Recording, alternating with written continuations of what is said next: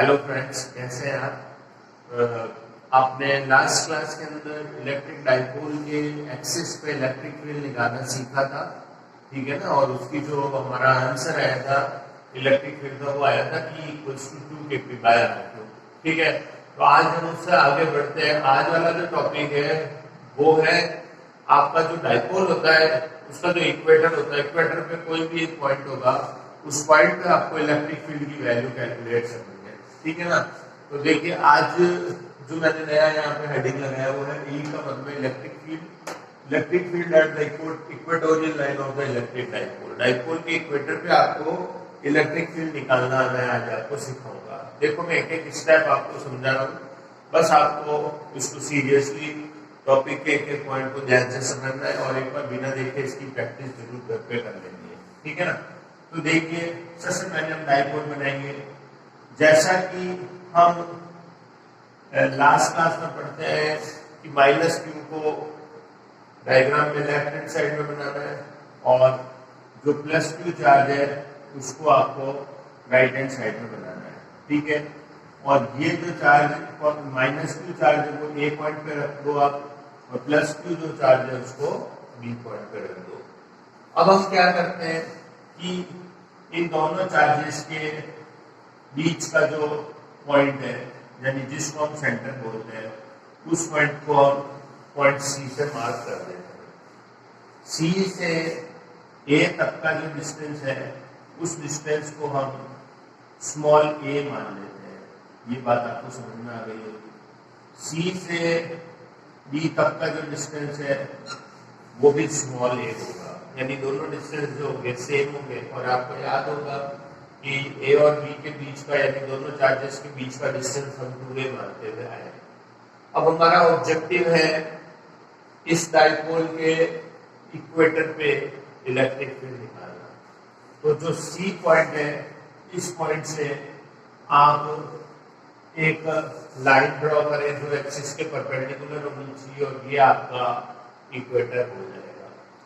C से R distance पर एक कोई पॉइंट है, उस पॉइंट को आप P मान लीजिए। C से लेके P तक का जो डिस्टेंस है, देखिए मैं यहाँ लिख देता हूँ, C से लेके P तक का जो डिस्टेंस है वो R हो गया, ठीक है ना। ये आप याद रखेंगे, जो भी डिस्टेंस मेजर होते हैं वो P पॉइंट से ही मेजर हो सकते हैं। अब P पॉइंट पे इलेक्ट्रिक फील्ड आपको कैलकुलेट करना है। इसका डायग्राम आपको समझ में आया होगा। अब आप लास्ट क्लास में पढ़ते हुए आए हो कि प्लस चार्ज का इलेक्ट्रिक फील्ड जो होता है वो चार्ज की सरफेस के परपेंडिकुलर आउटवर्ड होता है।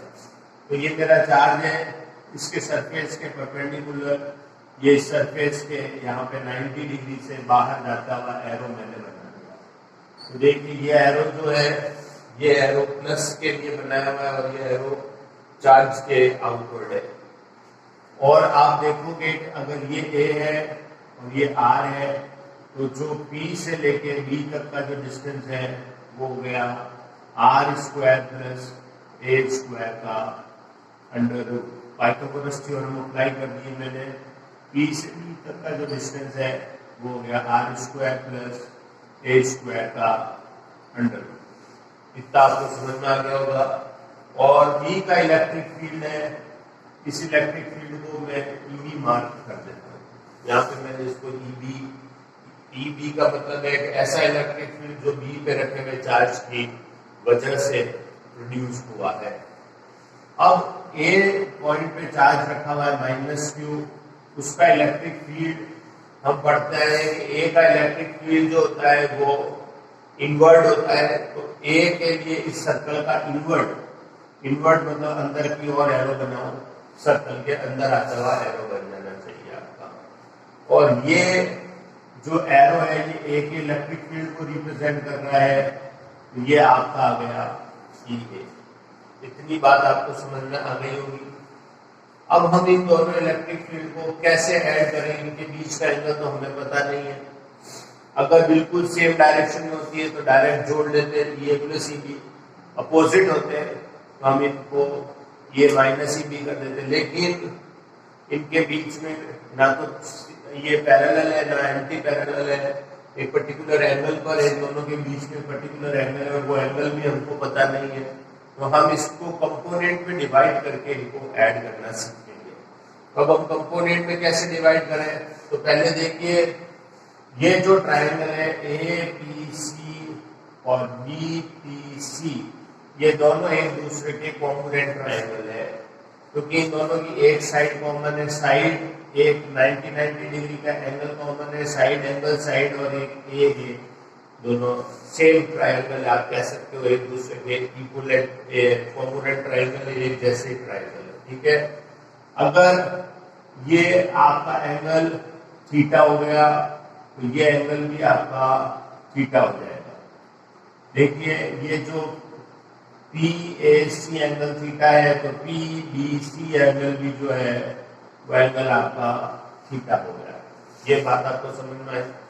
अब आप ईपी के दो कंपोनेंट करने के लिए देखो यहाँ पे मैं जेड बनाता हूँ, जो अल्टरनेट एंगल होता है ये यहाँ पे मैंने जेड बनाया, तो अगर ये अंदर वाला एंगल जेड थीटा है, ये एंगल भी थीटा हो गया, और ये थीटा है, ऊपर वाला एंगल भी थीटा हो गया। ये सिंपल मैंने मैथमेटिक्स लगा दी है, थीटा थीटा एंगल मैंने यहाँ पे मैंने आपको एक्सप्लेन कर दिया है।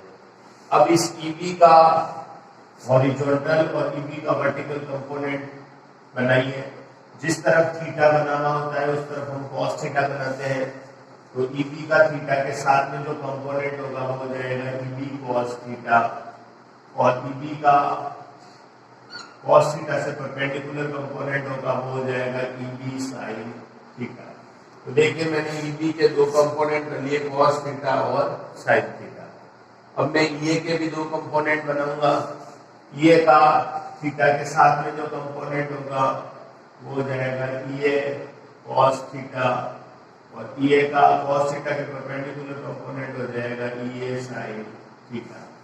तो देखिए मैंने ये के दो कंपोनेंट डिवाइड कर लिए और ईबी के भी दो कंपोनेंट डिवाइड कर लिए। अब ये और ईबी का मैग्नीट्यूड सेम है। ये मैं कैसे कह रहा हूँ, मैग्नीट्यूड बोला है मैंने, वेक्टर का मैग्नीट्यूड मतलब उनकी वैल्यू सेम है, दोनों वेक्टर से इक्वल नहीं है। देखिए इन दोनों के ए के और बी के मैग्नीट्यूड सेम कैसे, ये distance under root R square plus A square है, और ये वाला डिस्टेंस बी से लेके ए तक का डिस्टेंस भी under root R square plus A square है। अगर ये डिस्टेंस इक्वल है तो उस केस में जो बी का जो चार्ज यहाँ पे इलेक्ट्रिक फील्ड जितना मैग्नीट्यूड डेवलप करेगा उतना ही माइनस क्यू चार्ज का मैग्नेटिक जो इलेक्ट्रिक फील्ड जो होगा वो सेम मैग्नीट्यूड का होगा। तो ए और ईबी के मैग्नीट्यूड इक्वल है। और अब आप इस डायग्राम को देखिए, ए का मैग्नीट्यूड और ईबी का मैग्नीट्यूड सेम है, तो इनके साइन थीटा कंपोनेंट जो है वो कट हो जाएंगे, क्योंकि अगर ये 5 है और ये भी 5 है तो 5 साइन थीटा एक दूसरे के अपोजिट है। समझ रहे ना, दो वेक्टर अपोजिट होते हैं, जैसे ऊपर 5 न्यूटन फोर्स लगता है, नीचे 5 न्यूटन फोर्स लगता है, तो रिजल्टेंट 0 आ जाता है। तो इस वजह से ये साइन थीटा और ईबी साइन थीटा एक दूसरे को कैंसिल कर देंगे। और सिमिलरली अगर हम देखें ये कॉस थीटा और EB cos theta same direction में, तो वो ऐड हो जाएंगे। तो पॉइंट पी पे जो इलेक्ट्रिक फील्ड आपको मिलेगा उसको मैं इस तरह से लिख सकता हूँ, ये cos theta plus EB cos theta. इसको मैंने ऐड क्यों कर दिया, क्योंकि ये दोनों सेम डायरेक्शन में तो ऐड होते हैं और अपोजिट डायरेक्शन में सब्ट्रैक्ट होते हैं। तो ये सब्ट्रैक्ट हुए तो ये दोनों तो कैंसिल हो गए और ये दोनों ऐड हो गए। अभी मैंने यहाँ पे लिखा था ये और ईबी का मैग्नीट्यूड सेम है, तो मैं जो ईबी है और ये इनको इक्वल मान लेता हूँ। तो मैं यहाँ पे लिख देता हूँ सिंस ये इज इक्वल टू ईबी, तो पी पॉइंट पे जो इलेक्ट्रिक फील्ड मिलेगा आपको उसकी वैल्यू मैं लिख देता हूँ ईबी कॉस थीटा। देखिए मैंने ये की जगह ईबी लिख दिया है और ईबी को ईबी रखा। अब आपको पता है दो सेम क्वांटिटीज अगर ऐड होती है x प्लस एक्स 2x होता है, तो ईबी कॉस थीटा ऐड होकर आपका बन जाएगा ट्वाइस ईबी कॉस थीटा। ये बात आपको समझ में आ गई। अब हम कॉस थीटा निकालते हैं। कॉस थीटा इस कौन सा हमारा ट्रायंगल में ले लेता हूँ, ट्रायंगल PBC। इस ट्रायंगल में कॉस थीटा निकालना सिखा देता हूँ।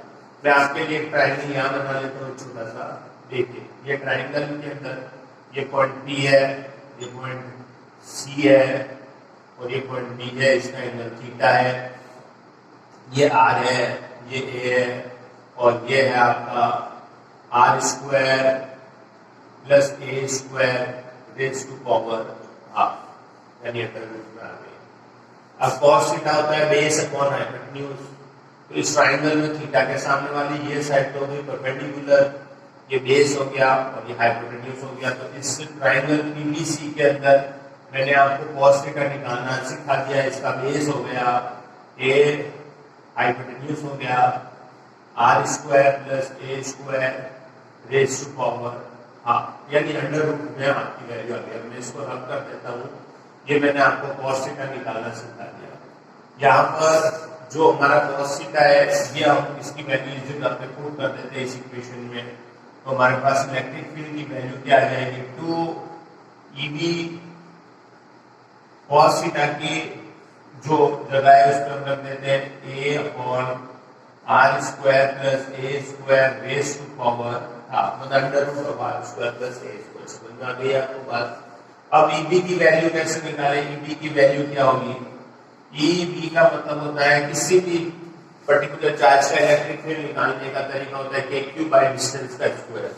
तो पहले तो B पॉइंट पे चार्ज कितना है, देखो B पॉइंट पे चार्ज है Q, तो मैं यहाँ लिख दूंगा KQ और डिस्टेंस डिजायर्ड पॉइंट से डिस्टेंस कितना है R square plus A square का अंडर रूट, तो इसका स्क्वायर डिस्टेंस का स्क्वायर, तो आप यहाँ पे R square plus A square का अंडर रूट है ना, इसका स्क्वायर करोगे, अगर आप R square plus A square के अंडर रूट का स्क्वायर करोगे तो स्क्वायर से रूट कट हो जाएगा।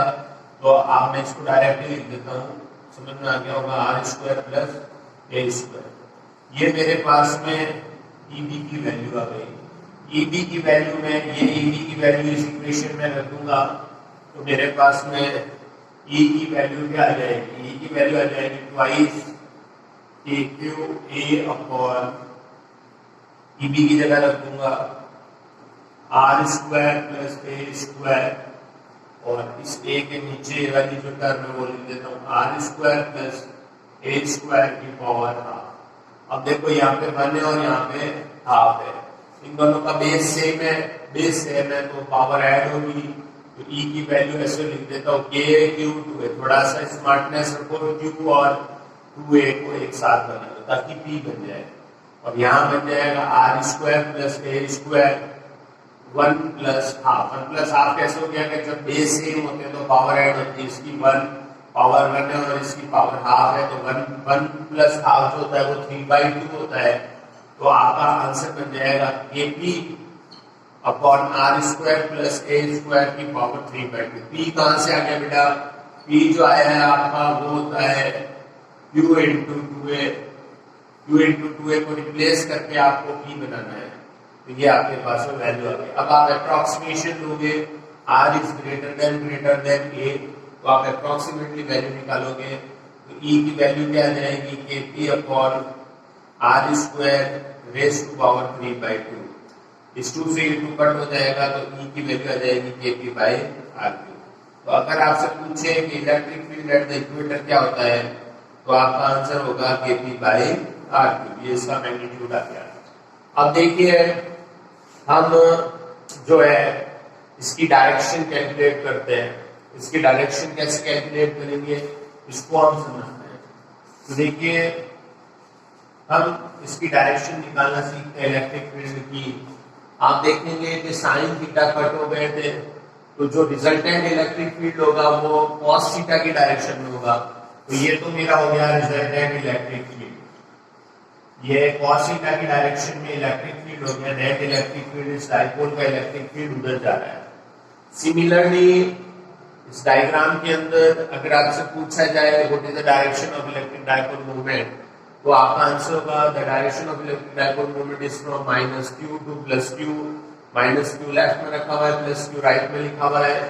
तो आपका जो इलेक्ट्रिक डाइपोल मूवमेंट है वो इस डायरेक्शन में होगा, -Q टू +Q। तो आपको काफी हिंट मिल गया होगा। इलेक्ट्रिक फील्ड इस डाइपोल का लेफ्ट में जा रहा है -x डायरेक्शन में, और डाइपोल मोमेंट जा रहा है प्लस एक्स डायरेक्शन में, राइट हैंड साइड में जा रहा है। तो अगर मुझे पूछे कि इसकी वेक्टर फॉर्म बनाई है तो मैं वेक्टर फॉर्म कैसे बनाऊंगा?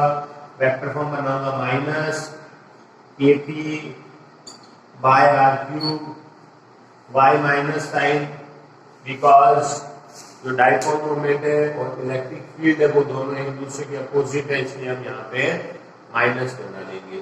ठीक है, अगर आपसे पूछे एक्सिस पे और इक्वेटर पे इलेक्ट्रिक फील्ड का रेशियो कितना होगा, अगर ये पूछे ना आपको कि इसके एक्सिस और इक्वेटर पे इलेक्ट्रिक फील्ड का रेशियो कितना होगा, तो आप इसको सॉल्व कर सकते हैं। नॉट अ बिग जॉब, कोई बड़ी बात नहीं है। तो आप इसको कैसे सॉल्व करेंगे कि जो electric field at the axis होता है उसकी वैल्यू होती है twice KP by R cube, और electric field at the equator होता है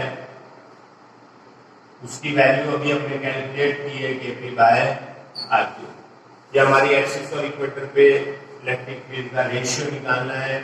तो अगर हमसे कोई पूछे एक्सिस ओवर इक्वेटर का इलेक्ट्रिक फील्ड का रेशियो निकालो, तो हम एक्सिस की जो वैल्यू है twice KP by R cube, इसमें इक्वेटर की इलेक्ट्रिक फील्ड को डिवाइड करेंगे तो आर क्यूब अपॉन KP मिल जाएगा आपको। KP से KP कट हो जाएगा, आर क्यूब से आर क्यूब कट हो जाएगा, you will get 2:1। Electric field at axis और इलेक्ट्रिक फील्ड एट इक्वेटर का जो रेशियो होगा वो 2:1 हो जाएगा। और you can write it electric field at the axis is equal to twice of electric field at the equator।